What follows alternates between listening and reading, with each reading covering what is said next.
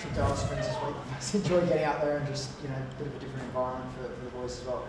Yeah, it is. It's something that we've really embraced in the Northern Territory at Alice Springs. We've been there now for 10 years and, it's a home away from home for us in a lot of ways. And we love getting up there, the community. We've spent a lot of time working in the community around Santa Teresa and a lot of community projects that we've worked on in Alice Springs. So we're really proud of what we've done up there as a footy club, and we're really keen to get up there and play. It's a great opportunity for us against a really good team. You see North Melbourne when they went up to Darwin, they were washing footies in detergent before they went out to train to mimic the humidity. Is there anything that you guys look to before you go to Alice Springs, or just business as usual? Look, all the times that we've played up there, humidity is not an issue. It's a different conditions in Alice Springs. It's generally fairly dry. Last year it rained for the first time, but it's generally dry and pretty good conditions to play at. It's a great surface and a good crowd to play in front of. Simon, Fremantle, their form line, it's difficult to get a good beat on them, but their best is incredibly dangerous. So I imagine they present an interesting proposition this week for you, coming off a very solid win. Yeah, I think when we look at Fremantle, we look at them as an incredibly strong footy team. They're strong through the middle of the ground. Their midfield's very dynamic, and they're very well structured in all phases of the game. And I've seen some huge growth in how they're playing, and they're very strong in a lot of areas of their game. So we're under no illusions to the challenge that we face with Fremantle. They're one of the sides we respect incredibly highly. They've got a great ruck duo that will challenge Max to a really high level. So we're really keen to put our best footy forward. We thought we took a step forward against St Kilda in the way we play, especially from a method perspective. And we want to put that on show again and repeat what we did. I think the question was about the... How has Max pulled up, given there was all that talk about how he was before he ran out on the ground? How is his body heading into the trip? Yeah, look, he pulled up really well. It was a corky that he was dealing with, and it seems to be getting better day by day. Obviously we monitor him closely post-game, and he'll train fully today and be available to play. And the way he played last week was unbelievable. He's a great leader of our footy club. He has an enormous presence about him in the way he plays, and he drives a big part of our game.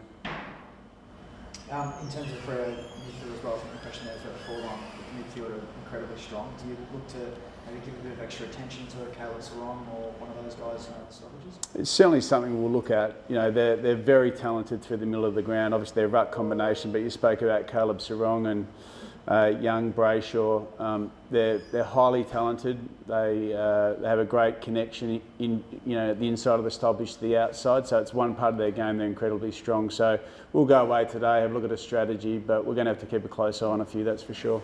How's Harrison Petty pulled up? He's pulled up really well. He obviously got subbed out late in the game. It was a situation in the game where we had the game covered, so took him out of the game, took no risk, and he'll train fully today.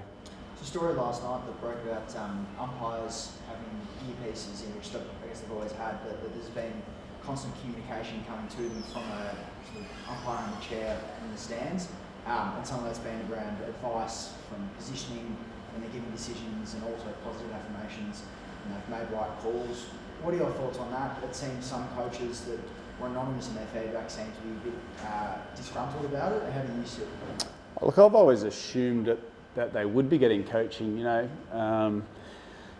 different to what a team and a playing group would be getting to get better. And in games, sometimes the best chance to improve what you're doing and get better on the job. And I think we've sit here as an industry wanting umpiring to be the highest quality possible. So for me, I might have a different opinion and an unpopular opinion to many, but I think it's actually a good thing that we're learning on the run and creating opportunities to get better. And as we've all said for a long time, it's one of the toughest games to umpire. And if we can make that better, why wouldn't they get coaching, whether that be in the breaks or around their positioning, to improve the quality of umpiring? As we all want it to be at the best level possible. So I've always assumed that they would be getting some form of coaching, and I'd embrace that. Simon, just given the directive, a few people have made the point it doesn't look like it's going to make much of a difference in terms of how the umpires sort of interpret holding the ball or prior opportunity. What do you expect to see this weekend in terms of? I sort of go back a step when I look at the holding the ball and where it's got to in the last few weeks in terms of the biggest shift in our game was done at the start of the year around the responsibility of the tackler in not dumping a player to the ground from a safety perspective.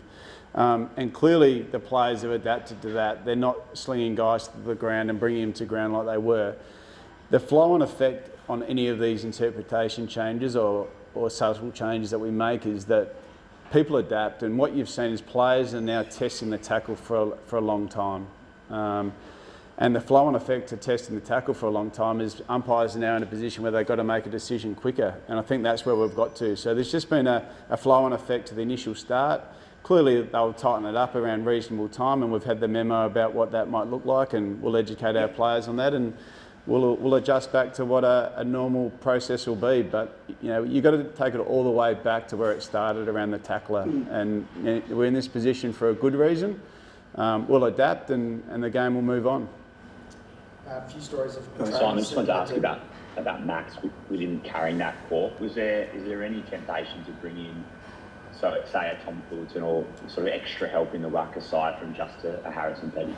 Yeah, look, as I said all along, we'd never take a risk with Max. He carries corks most weeks, do a lot of rucks. It's one of the more combative spots. So, we certainly monitor Max. We know how important he is to our team.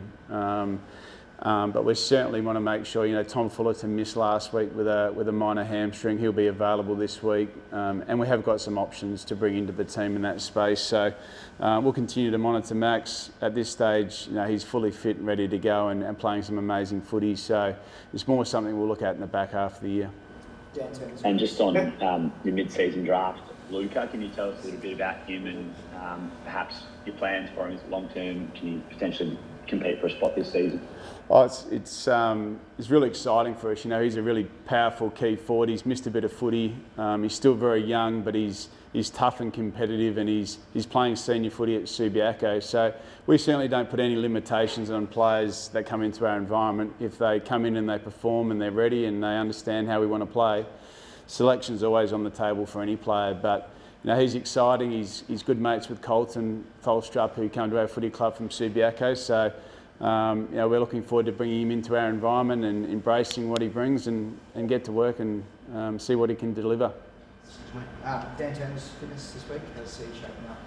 Yeah, look, he'll be back. He missed 2 weeks with a calf. He did match load last week, and he'll train fully today, so he'll be available for selection, and we'll go away and have a look at what that might look like. He's someone that's really impressed us in what he can deliver. So we've got some decisions to make there, whether he plays VFL or AFL. How much is he looking forward to taking on Darcy Jackson, the big Fremantle dynamic duo there?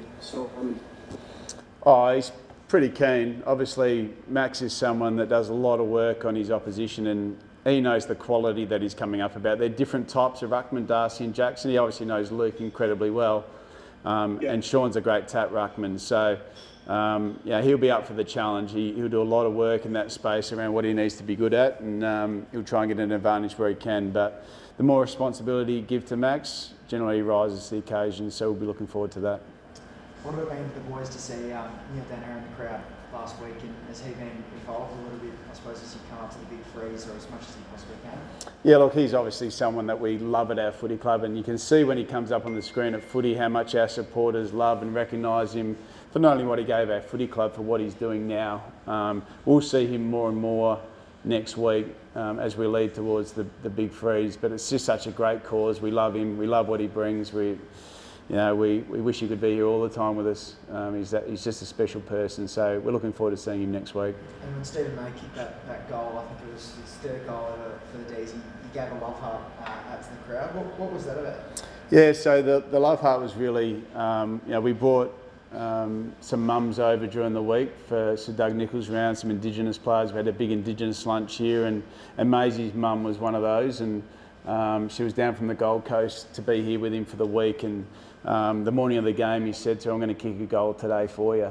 And you know, when he got the 50-metre penalty, he was talking about how he was that nervous about kicking the goal because he's already worked out his celebration. But you could see just the love and the care and the support, and I think that's what footy's about, is about your family as well, and the journey that they're on and how special they are in your life. And you could just see it all over Maisie's face, the smile that he could deliver that for his mum on when he's put it down in the morning, he's going to do it for her.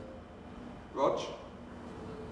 Speaking of goals, Simon, how significant, just looking at your season sort of a broad brush, last week was the first time you kicked 100 since round 2. That's got to be a good step in the right direction.